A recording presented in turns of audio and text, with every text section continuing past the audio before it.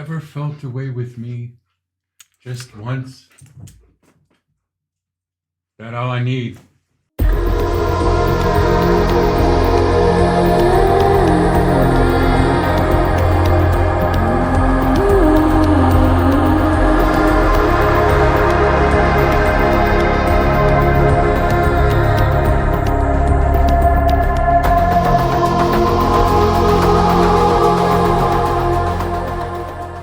Hey all, this is Adam with the Inkstain channel, and tonight we are going to dig into EVERDREAM by Nightwish. Okay, so going through your comments. I love reading your comments. It's great to hear everybody's point of view, everybody's different interpretations. It's awesome. It's been so much fun. So there's always the contingent about this song is about Tarja. This song is about Tarja. This song is about Tarja. And I think one could, in a sense, justifiably say for most of the love song, even allegory love song catalog with Nightwish, one could say, or at least up until the time that she left the band and shortly thereafter, every angry or passionate love song that came out of the band, one could maybe justifiably say, it's about Tarja. Now, Tuomas is always, kind of cagey about that, except with regard to Poet and the Pendulum. And of course, Bye Bye Beautiful as well. But here's one that I got to tell you, folks, I would have a really hard time believing that this was not about Tarja. I've been doing some digging because you guys had given me so much great information. And in that digging, I did not know how long they had known each other. Somebody sent me a video. Well, they didn't send me a video. They sent me a link to a video of a very, very early Nightwish. I think it was their first show on TV, their first TV appearance. And I swear they look like a bunch of band geeks doing a cover of a metal band. Either that or one of those videos that was kind of popular, those music videos where they had a band and you saw the hands of the band doing the music, and then when they panned out from the hands, it was a bunch of kids on the stage. And that sort of juxtaposition, honestly, that's what it looked like. Everybody had short hair. Everybody. It's so funny. I will find that link and credit the person who sent it to me when I get back to editing. I'll make sure that stuff is there. So funny. Somebody apparently also sent me an early video of a recital, middle school, I think, with Tuomas and Tarja, and he's apparently playing the saxophone. I don't know. I have not had a chance to look at that, but I had no idea. And here's the point: I had no idea how long they had known each other, and that adds some credence to what has been said over and over again. I don't think there's much question, considering that it's kind of part of what Tarja's husband responded to after the whole drama of her being released from the band and her open letter. And then Tarja's husband got involved and spouted off his own opinion. And I do not have the firsthand information because I haven't dug up yet what exactly he said. But apparently he accused the friction being the fact that Tuomas had a thing for Tarja, which was unrequited. Not overly surprising when I see a lot of folks' interpretation of some of the other video performances that we've watched. And yeah, I'm starting to buy that. But can you imagine how tough for so many years to write music for this person who you have such deep feelings for, and write such passionate music, that this person is then singing in the band? That's gotta hurt. That's gotta hurt. And when this song was performed at the end of an Era concert, and we may look at that video at another time, the Thomas stops and is crying and can't go on with the song for a few beats there before he picks it back up, and they start the rest of the piece. All kinds of interesting drama, interesting dynamics surround this song, but the song itself is absolutely gorgeous. Now, something I want to point out before I yak up too much more time. The version is not from Wacken 2013. And I know that is about as perfect as a Nightwish set could be. But since we delve into the lyrics, and I was not looking for another situation with weird timing like we had with Ghost Love Score, I was looking for a version that had subtitles activated, and the Wacken individual version of this song does not have that. So I chose to go with a slightly different version, and it's a different tone. And I think it's cool to look at different tones and how different environments for the concerts alter the performance and alter the production as a whole. So this is from Montreal in 2015. And without further ado, let's get into it.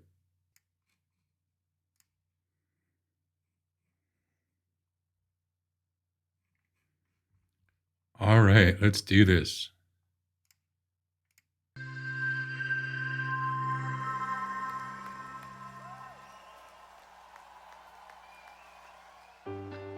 Now, this is in a theater, so we're not going to see pyro. We're not going to see any of those things which would be a hazard inside a much smaller venue than a stadium and an indoor venue.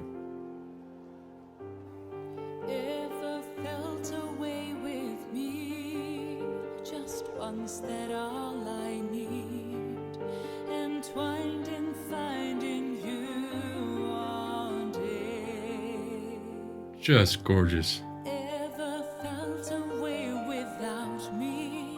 My love, it lies so deep. Ever dream of me?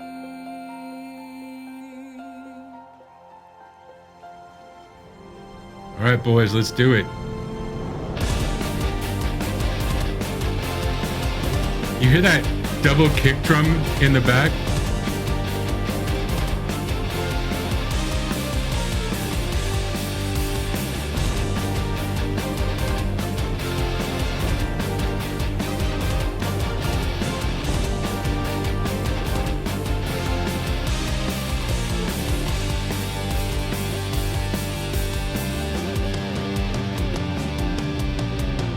Would you do it with me?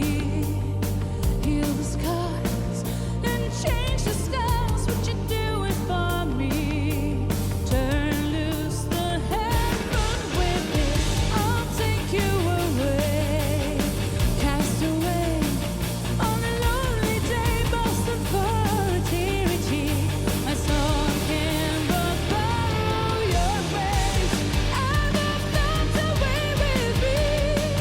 Just once that all I need, and trying to find in you. Some emotion from Kai there. Ever felt away with no shame? My heart it lies so deep. Ever dream of me? Dream of me.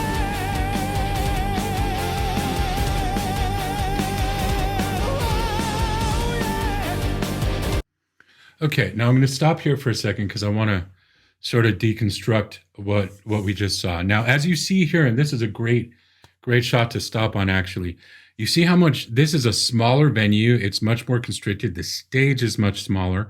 We've got a lot of lighting things happening, and I'm sure there's intelligent lighting, but you see how I would imagine this shot is from the mezzanine, and you see how low the ceiling is here in this part of the theater. Obviously not spread out the way that they would be at a festival or a stadium tour, or a stadium performance. I'm sure there were stadiums on this tour. But a couple of things I want to point out. May just be me, and I may be crazy. We all know that by now. But I think that Marco's technique and Marco's voice, as fantastic as it always has been, I think it has become better the longer Floor has been with the band. And I've noticed that on some of the songs that he's sung since she came into the band, and performances of the same songs prior to her joining the band. And I find myself wondering if she has, maybe helped him out, maybe given him some new ideas on how to keep working his instrument in a way that will give it more staying power, more grounded support for all of the growling and then all of the open singing. He's always had a phenomenal instrument with huge dynamics to it. But I do find myself thinking he's got a little bit more of a purer tone a lot of the time, and a little bit more power to really keep those notes solid since Floor came into the band. Something else I want to point out, looking at the lyrics, and I'm going to try and come back to this same part, but, ever felt a way with me just once, that all I need, entwined in finding you one day. Ever felt a way with me, my love, it lies so deep, ever dream of me. And then, of course, in comes the tumult, and I think it's symbolic of the tumult of emotion, about trying to keep those feelings tamped down. I think this is a song where it's not just dealing with unrequited love, but unspoken love, and a scenario where it's almost like a journal in a way. Now there's some parts of it later that sound like the narrator of the pieces is actually sharing those feelings with whoever the song is about. But for the most part, it sounds to me like the musings of someone who is deeply in love with someone else. And not only is it likely unrequited, it's an unknown love. Now, if this is a song about Tarja written by Tuomas, I don't know how it could possibly have been unspoken with this song. How could she possibly not know how he felt, and or that the song was about her as she is singing it? I just don't see that as plausible. But the whole idea of changing the stars, healing the scars, as we have in the lyrics, clearly there's been some water under the bridge. Clearly there's been a determination that it's just not in our stars to be together. That's the vibe I'm getting. That's the vibe I'm getting. Now, once again, I'm going to go through this whole thing and I'm going to tell you the vibe that I'm getting. That doesn't mean it's the only possible vibe to get. It doesn't mean that I'm right. It doesn't mean that anybody else is wrong if they have a different interpretation. There are lots of interpretations that could be supported with pretty much all of Nightwish's music. But I'm just here to give you mine, and how musically these things lend to each other to give an overall emotional experience. And get it back to where we left off. All right, we're about there.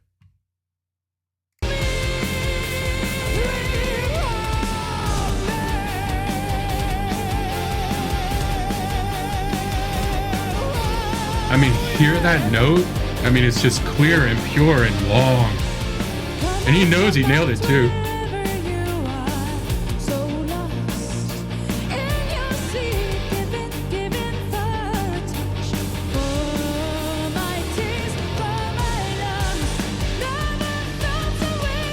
I mean, trying to convince the object of the song to give it a shot.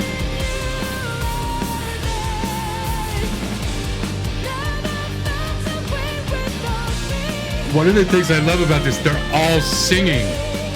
You know, we've got Tuomas singing, we've got Emppu singing, we've got Kai singing.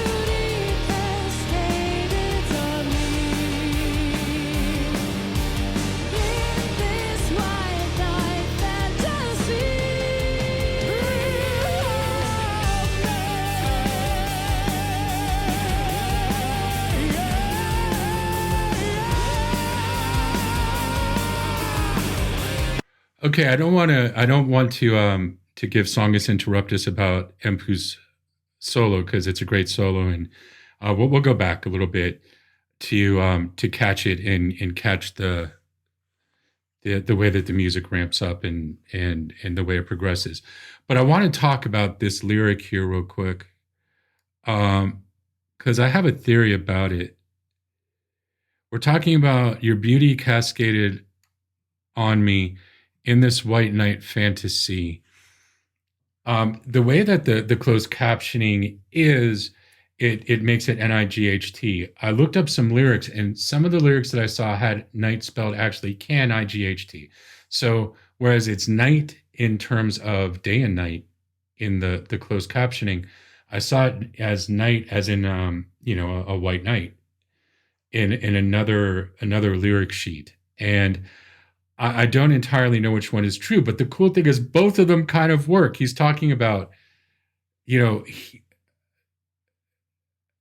Tuomas is very, very into fantasy, and he's very into those things. We see that in another one we'll deconstruct, Wishmaster, where it's just a litany of characters from fantasy novels that he's talking about, and that'll be a lot of fun when we get there too.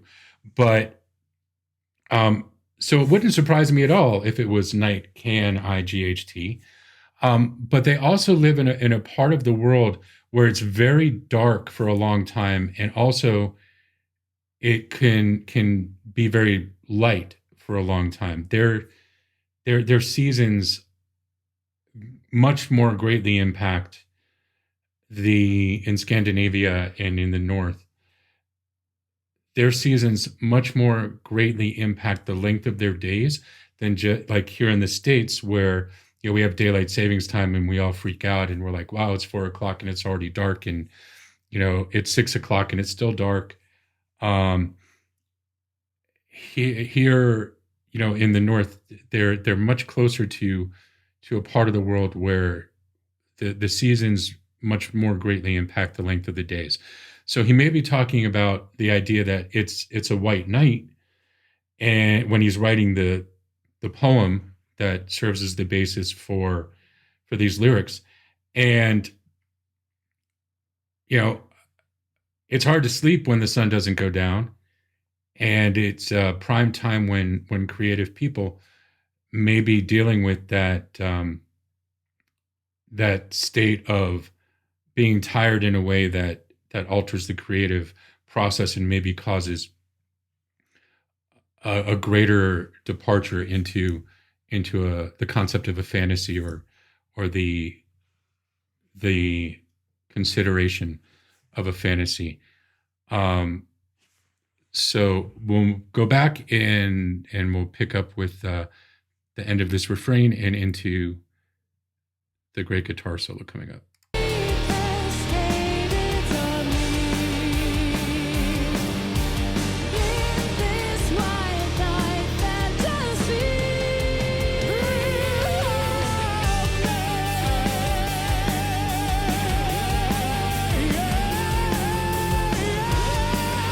And man, Marco's, that just goes on for days, doesn't it? Just for days. Everything seems more subdued in this performance also. Floor seems much more subdued.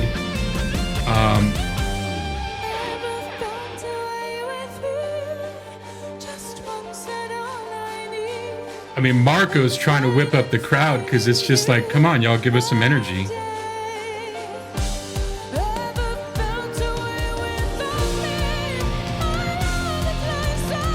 And also, look at Floor.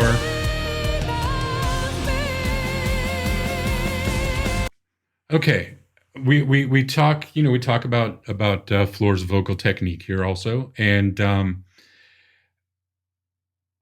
I looked up the date of this concert and the date of Floor's daughter Freya being born, and there's a couple of month gap because initially I thought a couple of month gap that would have made Freya have to be a pregnancy that went on for 2 months longer than a normal pregnancy. So my thought here, because Floor is doing a lot of the things that she does when she really wants to bring power into her voice, when she really needs the support from her trunk, from her legs, from that open posture with her arms out, so that she stretches out the apparatus and flexes and constricts so that she gets that power all the way from the floor up through her legs, up into her body to support the breath that's coming in and in an open posture. And very often that's something that Floor does when she really needs to hit those big belt notes. In other performances that I've seen, Wacken, for one, she does not need to do that here when she's performing this song. She doesn't need to do that. And this is not taking anything away from Floor or her performance. She's masterful as always. But it is an excellent opportunity to point out why technique is important. Not just to hit those notes, but if you're having a day, and we all have our days, if you're having a day when the energy is lower, as it is with this audience, where the venue is smaller, so there's not all of that open air, there's not all of that stuff, that energy coming from the venue and from the audience, you may need more support to come from you. You're not feeding off of energy from them, so that energy has to come from you. And that can be harder work than a higher note in another song that requires what would think would be more energy. It often requires a lot more energy to play for a more subdued crowd in a more subdued venue than for a huge crowd in an electrified venue. And my initial thought when I was looking over this video, because I'm more familiar, of course, with Wacken 2013, was, is she already pregnant? Because I knew it would be close to her pregnancy and the timing of the show, which is in April 2015, and her daughter Freya is born in March of the following year. So, if she were already pregnant, that meant that Freya would be gestating for almost a year, and that makes no sense. But so I was wondering if maybe she was fatigued because she's singing for two. That doesn't seem to be the case here from the information that I looked up. So I'm guessing smaller venue, more confined space, less energy from the audience, and maybe this is coming towards the end of the tour. And it just requires more from her. So requiring more from her, she can lean in on the great technique that she has to carry her forward. When I was a younger artist, a performer, I didn't understand in my early years. I started performing as an itty bitty at the age of 5, and I didn't understand until later into college why technique was important. I was like, I just go, I do my thing. I go, I do my thing. I do my voice lessons. I do my singing lessons. I go, I do my acting classes, and I go and I perform, and yay me, that's great. Why do I need all this technique stuff? The answer is because sometimes you need to have solid tools so that you can do your job. And it seems to me that this performance, this concert, or at least this song in this concert, is a time when Flor is having to sort of rely on her really rock solid technique to get her through some adversity. Smaller venue, smaller crowd, not a very energetic crowd, and a really tough song that feeds off of that energy as it cascades and the song grows. You got to find it somewhere. And when you're not getting it from outside, you have to get it from within. And that's where all the tools that you can possibly have in your belt are important. And that is where you can lean into your technique and deliver, which of course Flor does. Flor always delivers.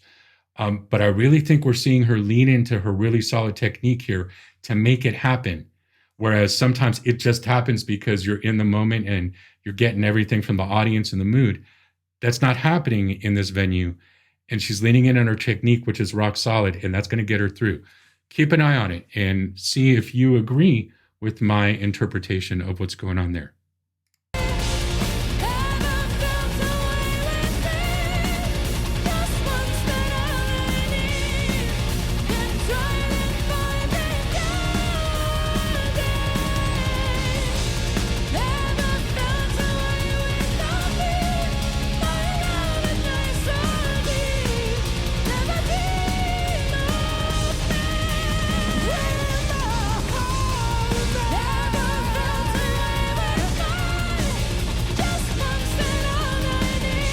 And the video looks great.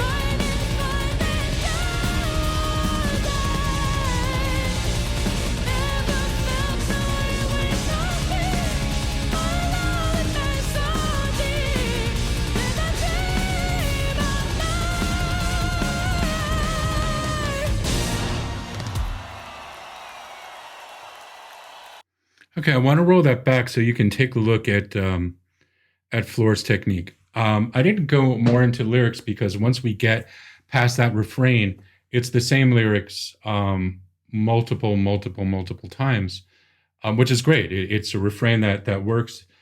More and more, we're going to look at some of these songs. There are the big ones. I mean, we've got the huge, epic songs. We've got the songs that are very dramatic and almost like opera or musical theater. And then we've got a number of songs that are just good, solid poetry in the lyrics. And those don't take as much deconstruction necessarily because there are a lot of repeated refrains. But I want to go back and just look at Flor's technique here again.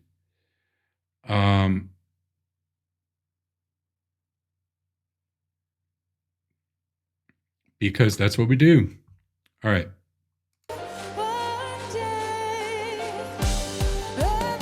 Now we're going to go up. I mean, you see, she's open. Usually she's like jumping around, dancing around at this point. But you see, she opens up, and we know from her instruction that that's getting the body open more.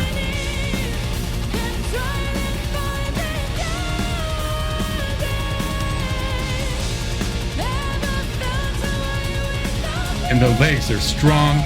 Trunk of the body is strong.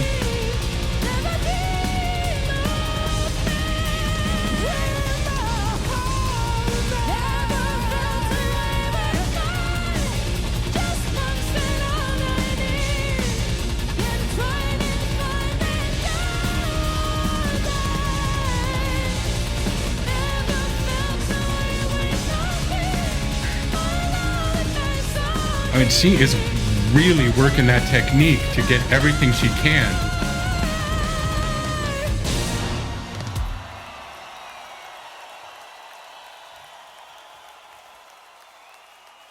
And you see she goes right back there. It looks to me like she went right back there for some refreshments. Not quick enough on the draw to keep it from going to the next song. She is working her technique for everything that it's worth, and it is worth a great deal. And she delivers, as she always delivers. But sometimes you have to lean on that technique more when you have to bring me and get that energy from yourself. And so I was actually pretty kind of glad that that this is the version that had the closed captioning ability, because it gave us some great information, really a good look at not just Floor's rock solid technique and her stellar talent, but how she works that technique when necessary, just like any professional performer would. Floor is no less of a goddess for doing that. She's just a goddess with really rock solid technique that can carry her through when she's not getting it from the venue and the crowd the way more often than not she is. Okay, if you like what we do here, if you like what we talk about, please like the video, subscribe to the channel, and come back when we have the next video. Hit that bell so you're notified of when that is. We're going to be dealing with some poetry on the channel also. There'll be some videos that are not necessarily Nightwish, but that's original work, of mine, because I have some older subscribers, or more long-term subscribers that have said, "Hey, you going to do any of that?" And that does not mean that I'm going to slow down on the Nightwish videos. It just means that there's going to be some other content that maybe you want to check out as well. So again, I'm Adam. This is the Inkstain channel. Remember, your words have meaning. They are important. They have power. So choose them wisely. As always, be good to yourself. Take care of your mind, body, and spirit. And I look forward to seeing you next time. Take care.